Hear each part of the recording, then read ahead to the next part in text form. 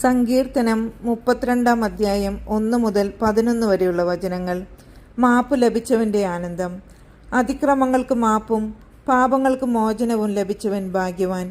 കർത്താവ് കുറ്റം ചുമത്താത്തവനും ഹൃദയത്തിൽ വഞ്ചനയില്ലാത്തവനും ഭാഗ്യവാൻ.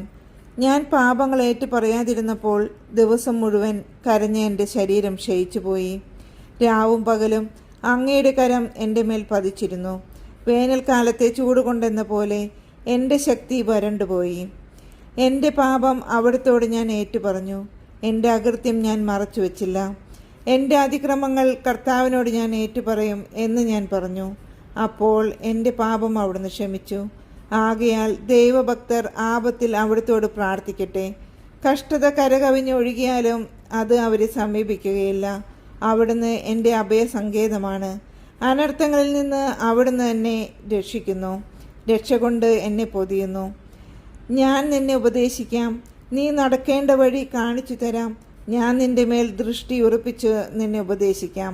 നീ കുതിരയെയും കോവർ കഴുതയെയും പോലെ ബുദ്ധിയില്ലാത്തവനാകരുത്.